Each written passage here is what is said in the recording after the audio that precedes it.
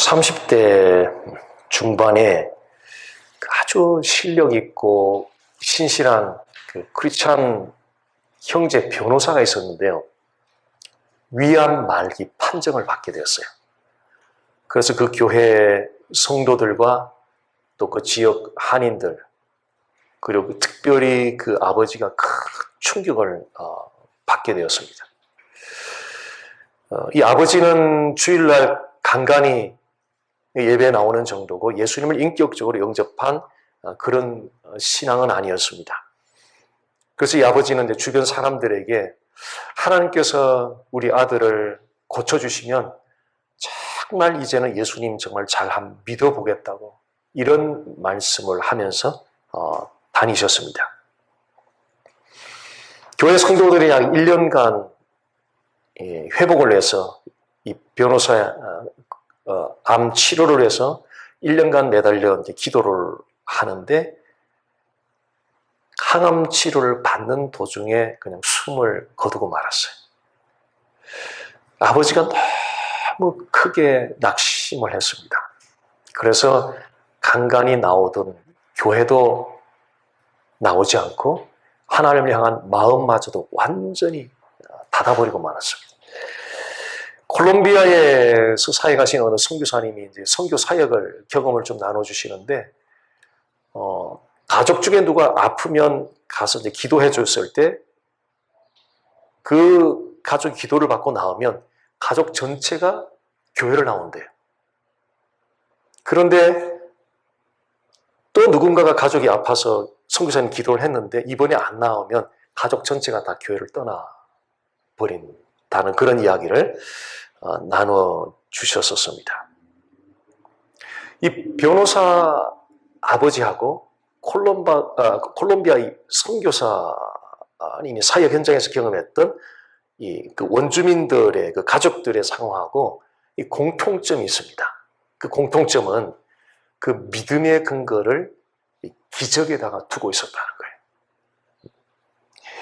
이 두 케이스를 통해서 우리가 알 수 있는 것은 기적은 사람들을 하나님께로 온전하게 인도해 주지 못한다는 거예요. 그래서 오늘 말씀을 통해서 사람들이 하나님께로 나가는 그 온전한 길이 어디에 있는가를 오늘 말씀을 통해서 좀 다시 살펴보고자 합니다. 이 18절, 요한복음 2장 18절 말씀 잠깐 보겠습니다.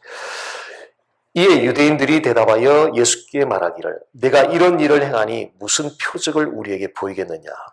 이 말씀은 예수님께서 예루살렘 성전 안에서 매매하던 사람들, 또 돈 바꾸는 사람들을 책망하고 내쫓으시는 성전 청결 사건을 목격했던 그 유대인들의 반응입니다. 특별히 이 유대인들이 예수님에게 내가 이런 일을 행하니, 이 말은 당신이 무슨 권리로 지금 이런 일을 행하고 있는가 따져 묻는 그런 표현입니다. 지금 예수님께 따져 묻고 있는 이 유대인들은 그 성전 안에서 매매를 하든지 돈 바꾸든지 직접적으로 혹은 간접적으로 연루가 되어 있었던 사람들입니다. 거룩한 용도로 사용되어져야 되는 그 예루살렘 성전을 더럽힌 그 죄를 범했던 사람들입니다.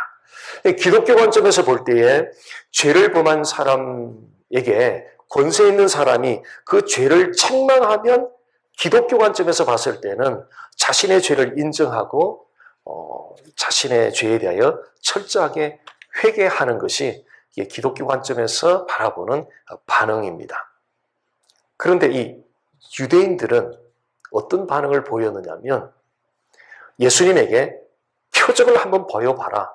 그 표적을 통해서 당신이 지금 행하고 있는 이 일이 정말 그럴 만한 권리가 있는지 없는지를 우리에게 증명해보라는 이런 요구를 예수님에게 하였습니다. 유대인들의 이런 따져 묻는 요구 속에서 왜 유대인들이, 오늘날에 왜 사람들이 하나님께로 나아가는 그 온전한 길로 인도받지 못하는지 그 이유를 좀 발견할 수 있는데요. 그것은 자신의 죄에 대하여 시인하지 않고 또 자신의 죄에 대하여 회개하지 않고 그 기적을 통하여 하나님의 능력을 확인한 후에 하나님께 나아가겠다는 바로 이 생각이 유대인들도 오늘날의 많은 사람들도 하나님께 나아가는 그 온전한 길로 인도받지 못하고 있다는 거예요. 유대인들은 하나님께 나아가는 온전한 길로 인도받는데 치명적인 약점을 이 사람들은 가지고 있었는데요. 그 치명적인 약점은 자신들은 죄인이 아니라는 거죠. 자신들은 죄인이 아니라는 거예요. 유대인들은 하라는 계명 248개와 하지 말라는 계명 365개, 총 613개의 계명을 지키기 위해서 철저하게 힘썼던 사람들입니다. 그래서 유대인들은 기본적으로 자신들은 죄인이 아니라고 생각하죠. 자신들은 의롭다라고 생각을 합니다. 자, 그런 유대인들의 생각이 잘못되었다는 것을 예수님께서 간접적으로 지적을 해 주셨던 곳이 있습니다. 누가복음 13장에 등장을 하고 있는데요. 지금 누가복음 13장에는 어떤 사람들이 예수님께 나와서 성전에서 여러 명의 갈릴리 사람들이 로마 총독으로 있던 빌라도에 의하여 죽임을 당했다는 그 사건을 예수님에게 보고를 했습니다. 유대 문화에서는 이제 어떤 사람이 불행한 일을 겪으면 그것이 바로 죄의 결과라고 생각하는 그런 경향이 있었습니다. 예수님에게 이런 보고를 했던 이 의인들의 그 잠재의식 속에는 성전 안에서 빌라도에 의하여 죽임을 당했던 이 사람들은 죄인들이고 그들이 죽어가는 상황을 지켜봤던 자기들은 의인이라는 그 잠재의식이 지금 예수님에게 보고하는 이 보고 내용 속에 담겨져 있었던 거예요. 그래서 예수님은 그들의 잘못된 생각을 깨뜨려 주신 거예요. 누가복음 13장 3절 말씀 보십시오. 너희에게 이르노니 아니라, 예수님이 지금 이 보고하는 사람들의 생각이 잘못됐다는 것을 지금 강조해주고 있는 거죠. 아니라는 거죠. 너희도 만일 회개하지 아니하면 다 이와 같이 망하리라. 지금 예수님께서는 지금 보고하고 있는 이 사람들에게 동일한 불행을 당신들도 겪지 않으려면 회개하라. 지금 이 요청을 하고 있거든요. 다시 말하면 성전 안에서 죽임을 당한 사람들이나 그 죽임 당하는 사람들을 목격했던 이 보고하는 사람들이나 똑같이 죄인들이라는 사실을 예수님이 지적을 해주신 거예요. 자, 예수님께서는 믿지 않는 사람들이나 믿는 사람은 동일하게 회개를 요구하세요. 이제 물론 이 용어 선택을 좀 민감하게 하는 이제 관점에서는 회개는 안 믿는 사람들에게만 해당되고 믿는 사람들은 회개가 해당되지 않는다 이런 구분도 하는데 우리 큰 범주로 봤을 때 예수님은 믿지 않는 사람들이나 믿는 사람 동일하게 회개를 촉구하세요. 그런데 믿지 않는 사람들이 요구하는 회개는 하나님을 전혀 영화롭게 하지 않을 만큼 전적으로 부패한 그런 죄인임을 철저하게 시인하고 깨닫고 회개하라는 그런 요청을 믿지 않는 사람들에게는 예수님께서 하시고요. 믿는 사람들에게는 예수님을 믿고 이미 천국 가는 구원을 받은 예수님을 믿는 사람들에게 요구하는 그 회개는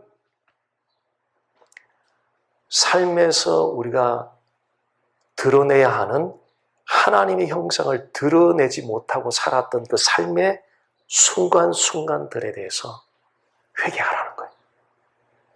회개하라는 거예요. 자백하고 회개하라는 거예요. 우리 회개와 관련해서 그리스도인들이 쉽게 빠질 수 있는 함정이 있습니다. 그것은 이미 예수 믿고 구원을 받았기 때문에 삶에서 우리가 하나님 형상을 드러내지 못하는 그런 모습들에 대해서는 대수롭지 않게 생각하고 그냥 넘어가는 그런 생각을 가지고 있다는 거예요. 그런데 중요한 것은 과연 예수님도 그렇게 생각하실까 하는 거예요. 예수님도 과연 그렇게 생각하실까? 천국과는 구원의 문제에서만 우리가 대단히 중요하게 진지하게 다루는데 구원 그 이후에 우리의 생각으로 말로 행동으로 하나님의 형상을 드러내지 못했던 삶의 그 순간들에 대해서 우리가 너무 쉽게 넘어가 버리더라는 거예요. 대수롭자게 그냥 넘어가 버리더라. 괜찮은 것처럼 그냥 지나가더라는 거예요. 그런데 What would Jesus do? 예수님은 과연 어떻게 하시겠느냐는 거죠. 예수님은 어떻게 생각하시겠느냐는 거예요. 우리의 생각이 최종적인 결론이 되면 굉장히 위험해요. 왜냐하면 우리의 생각은 불완전한 생각이거든요. 그래서 우리의 생각은 항상 예수님의 생각에 의하여 점검이 돼야 돼요. 내 생각이 옳은 생각인가?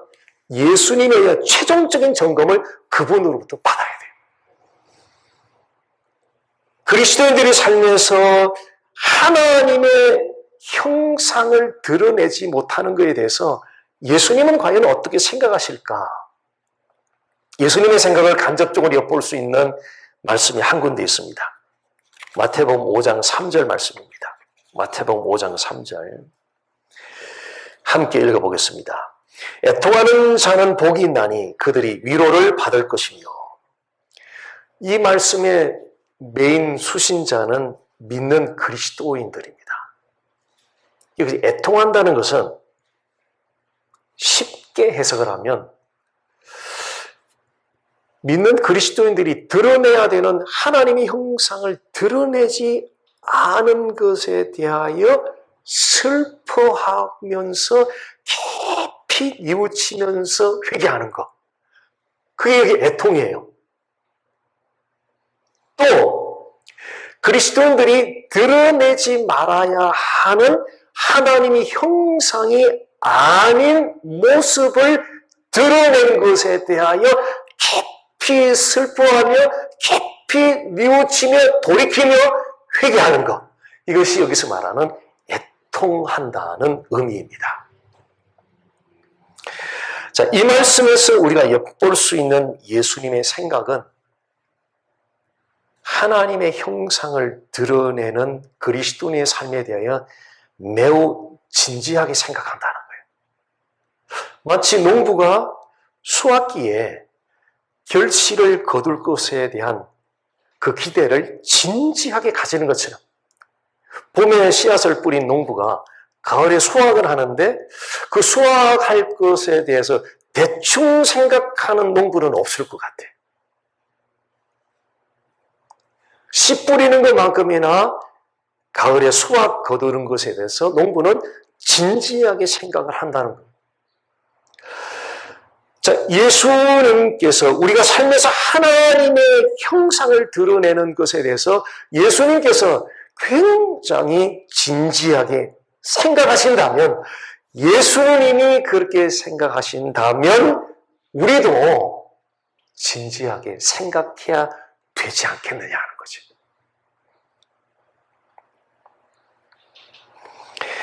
우리가 하나님의 형상을 드러내는 삶에 대해서 진지하게 생각하면 하나님의 형상을 드러내지 못했던 삶의 그 순간에 대해서 결코 대수롭게 넘어갈 수가 없어요.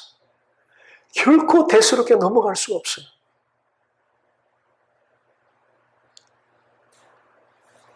저는 항상 이 대목이 되면은 늘 생각나는 그 로이드 존스 목사님의 예화가 늘 이 대목에서는 생각이 나요.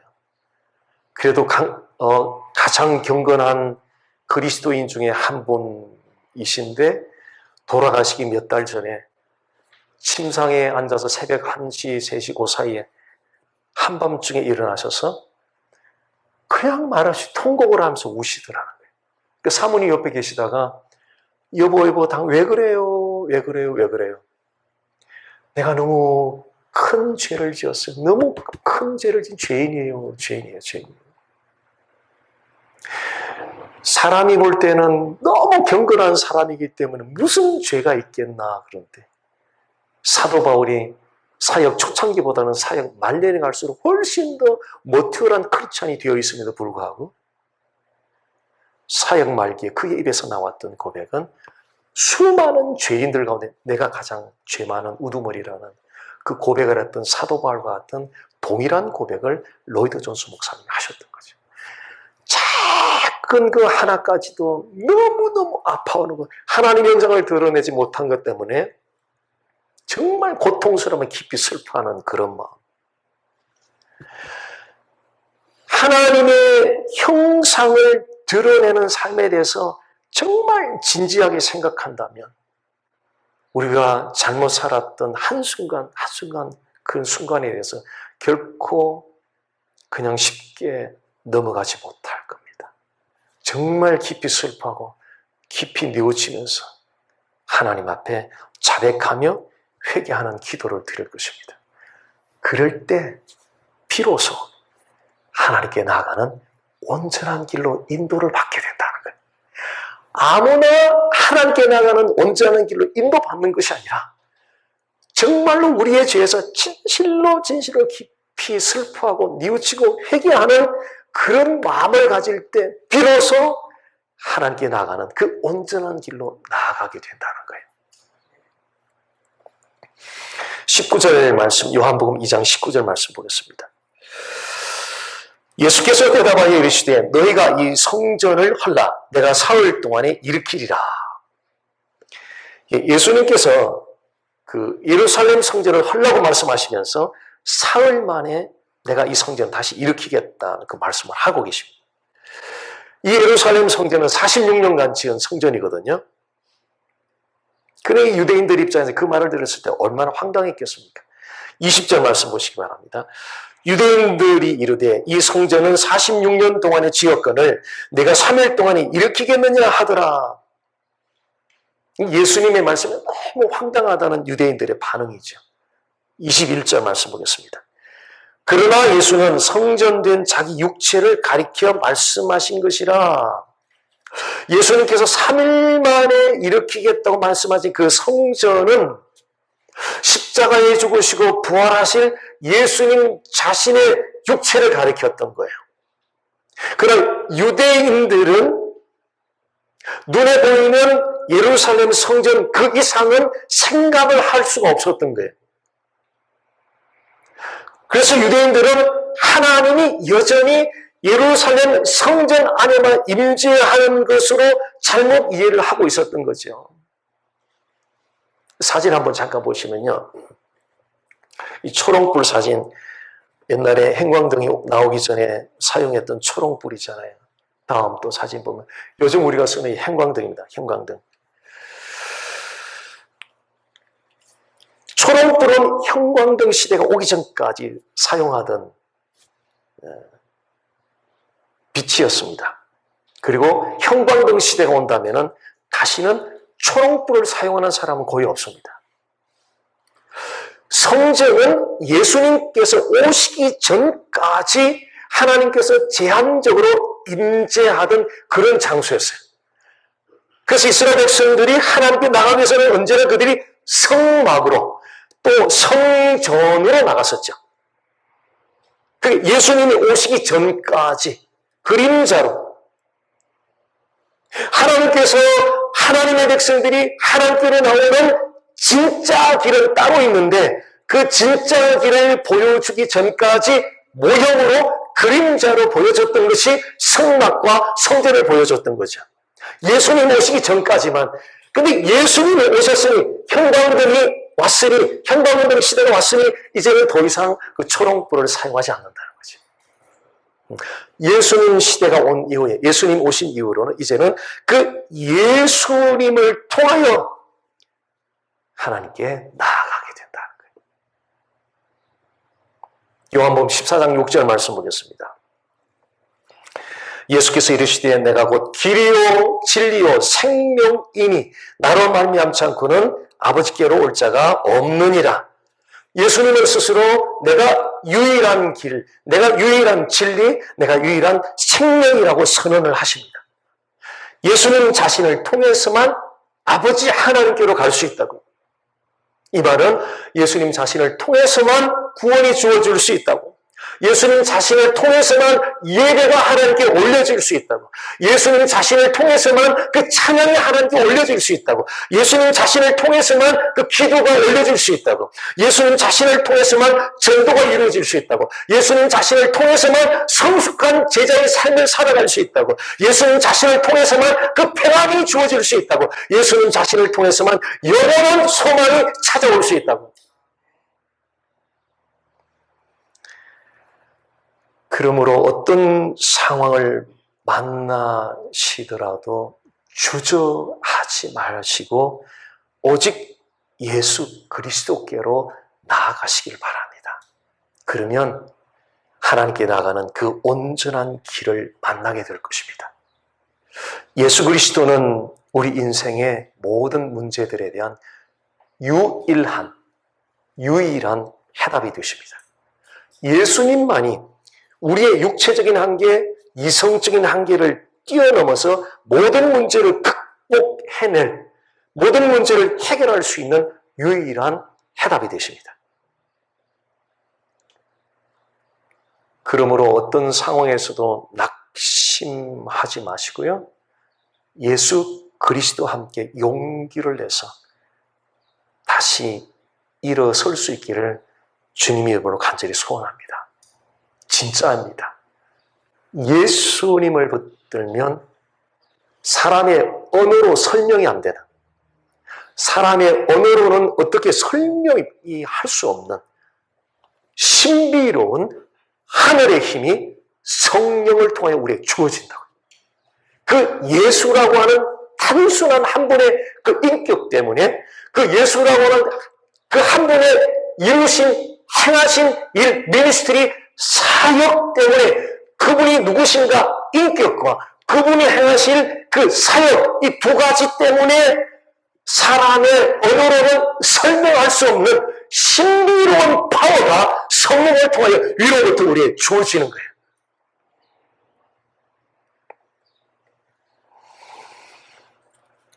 (22절) 오늘 본문 요한복음 2장 22절 보겠습니다. 죽은 자 가운데서 살아나신 후에야 제자들이 이 말씀하신 것을 기억하고 성경과 예수께서 하신 말씀을 믿었더라. 예수님의 제자들이 성경과 예수께서 하신 말씀을 믿었다고 기록하고 있습니다. 성경과 예수께서 하신 말씀은 예수님이 십자가 죽음과 부활에 관한 구약 성경의 말씀을 가리킵니다. 우리가 성경을 대할 때 가장 중요한 포인트가 한 가지 있습니다. 제가 언젠가 말씀을 드렸었는데요.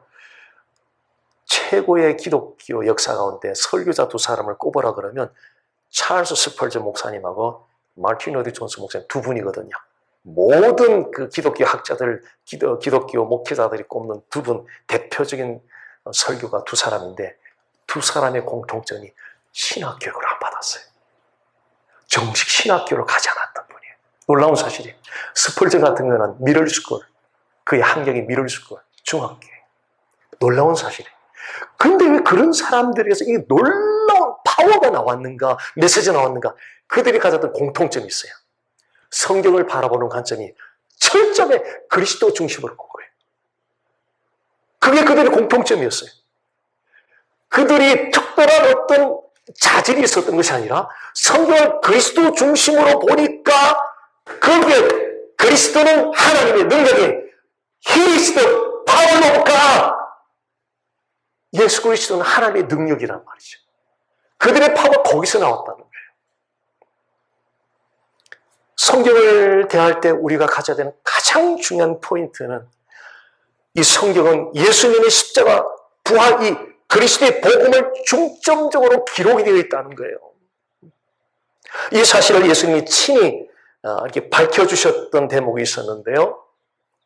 예수님께 십자가에 죽으시고 나중에 시신마저 이제 없어진 그런 상태에서 두 제자가 너무너무 낙심이 되어서 예루살렘 성전을 떠나서 엠마오로 가고 있었는데 부활하신 예수님이 그들 곁을 같이 동행하기 시작했죠. 근데 이 두 제자는 부활하신 예수님 같이 동행하는데도 알아채지를 못했어요. 누군지도 알지 못했고. 그런 그들에게 예수님께서 성경이 무엇을 가리키고 있는지를 자세하게 풀어서 설명을 해줬어요. 그것이 누가복음 24장 27절 말씀입니다. 이에 모세와 모든 선지자의 글로 시작하여 모든 성경에 쓴 바 자기에 관한 것을 자세히 설명하시니라. 모세와 모든 선지자의 글, 모든 성경, 이 당시에 이 말은 구약 성경이에요. 구약 성경, 신약 성경은 아직 완성됐던 게 아니었죠. 그 모세오경, 선지자의 글, 모든 성경은 구약 성경을 표현하는 용어예요. 예수님께서 이 두 제자들에게 자기에 관한 것을, 그러니까 자기에 관해 기록된 그 구약 성경을 자세하게 설명해 준 거예요. 쉽게 말하면 구약 성경이 나를 기록하고 있다. 그 이야기 한 거예요. 구약 성경이 나에 관해서 기록하고 있다. 잘 들어봐. 그래서 하나하나 구약 속의 예수, 구약 속의 복음을 하나하나 자세히 풀어서 설명을 해주게 된 거예요. 그랬더니 이 두 제자가 눈이 열렸어요. 그 전까지만 해도 부활하신 예수님을 전혀 인식하지, 그가 누군지 몰랐는데 눈이 열리면서 알아본 거예요. 알아보고 가슴이 막 뜨거워지기 시작하는 거예요. 성전을 떠났던 이 두 제자가 아니야 우리 같이 올라가자. 예루살렘 성전을 올라감으로써 누가복음 24장이 끝이 나게 돼요.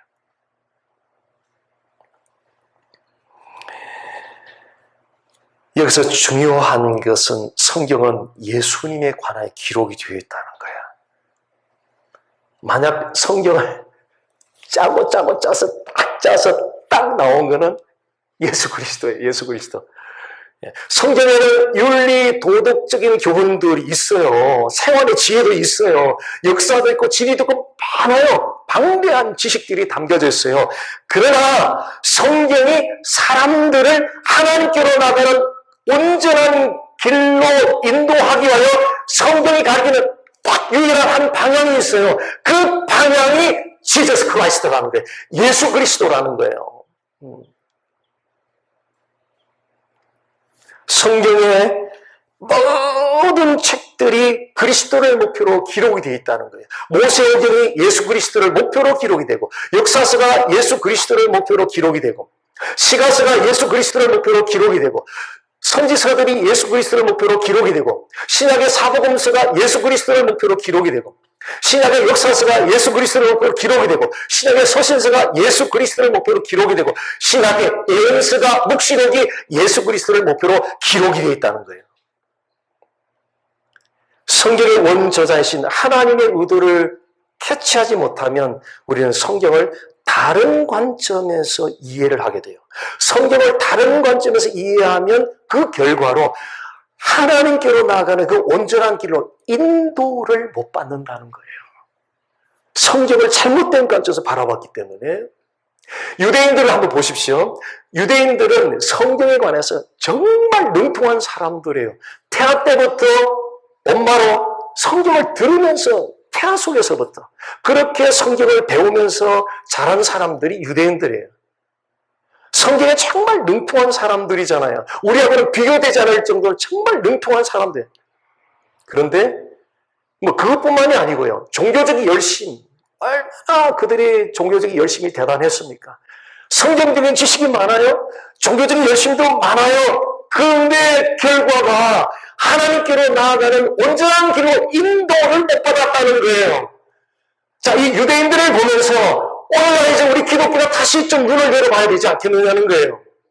그 엄청난 성경 지식과 또 그들의 대단한 종교적인 열심이 그 유대인들을 하나님께 나가는 온전한 길로 인도하지 못했다면 오늘 우리는 어떠하느냐는 거죠. 어떠하느냐는 거죠. 하나님께로 나아가는 그 온전한 길은 전적으로 예수 그리스도와의 관계에 달려있어요. 전적으로 그분과의 관계에 달려있어요. 그래서 성경을 대할 때마다 우리가 갈망하는 게 있어요. 먹고 싶은 게 있어요. 취하고 싶은 게 있어요. 성경을 대할 때마다 먹고 싶고 취하고 싶고 갈망하는 게 있어요. 그것이 바로 예수 발견하고 싶은 거예요. 예수 깨닫고 싶은 거예요. 그 이상의 그 어떤 것도 관심이 없어요. 성경을 대할 때마다 성부 하나님이 목표하시고 성령이 오셔서 증거하시고 영화롭게 하신 두 번째 뵙게 되신 그 그리스도 예수를 발견하고 싶고 그 그리스도 예수를 먹고 싶고 취하고 싶고 누리고 싶고 즐거워하고 싶은 것. 이것이 바로 우리의 갈망이에요. 예수 그리스도를 발견하고 깨닫는 그 지점이 하나님께로 나가는 온전한 길로 이제 들어서는 지점이에요. 그래서 이 성경에 대한 관점이 얼마나 중요한지 몰라요. 소통이 된다 안 된다는 언어의 문제가 아니에요. 이 복음을 가지고 있으면요, 혹 언어가 다른 민족들하고 해도요, 이 손으로 발짓으로 해도 소통이 돼요. 복음은 소통이 가능하게. 그 중간에 성령이 계시거든요. 근데 복음이 장착이 안 되면 영어를 아무리 서로 주고받고 펄펙하게 주고받고 해도 소통이 안 돼요.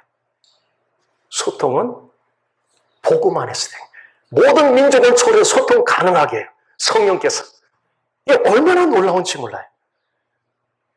하나님의 초월적인 기적보다, 어떤 초월적인 기적보다 하나님께 나가는 최고의 온전한 길은 예수 그리스도 안에 있습니다. 그분 안에 있어요. 삶의 문제들 앞에서 하나님의 기적을 우리는 구해야 돼요. 하나님의 특별한 초월적인 역사, 현실의 한계를 뛰어넘는 초월적인 역사, 그 기적을 우리는 구해야 돼요. 그런데 그 기적을 구하면서 훨씬 더 배럴한 것을 동시에 구해야 돼요. 그게 예수님이에요. 그게 예수 그리스도예요. 인생의 수많은 문제들 가운데 그 문제들 속에 하나님이 개입하셔서 초월적으로 역사하여 해결해 주시기를 구해야 돼요. 반드시 구해야 돼요. 그러면서 동시에 더 중요한 것을 구해야 되는데 예수 그리스도를 구해야 돼요. 예수 그리스도를 통하여 하나님께 나아가는 온전한 길로 가면 죄사함의 은총을 주시고요. 죄의 형벌로부터 구원 얻는 길을 열어주시고요. 우리에게 평강을 주시고 기쁨을 주시고 소망을 주세요. 우리 손에 들린 거 없어도 괜찮아요. 뭐 일 잘 되는 거 없어도 괜찮아요. 근데 하늘로부터 그분을 통해 주어지는 기쁨이 있고요. 소망이 있고 즐거움이 있고 평강이 있으면 나 이제 살겠다. 네, 이 고백이 나온다고요. 우리를 살게 하는 것은 바로 그 예수 그리스도예요. 하나님께 나가는 가장 온전한 길은 예수 그리스도에게 있습니다. 할렐루야. 이 시간 들으신 말씀 기억하시면서 성령께서 주시는 깨달음을 따라 함께 결단하는 마음으로 합심하여 기도 드리도록 하겠습니다.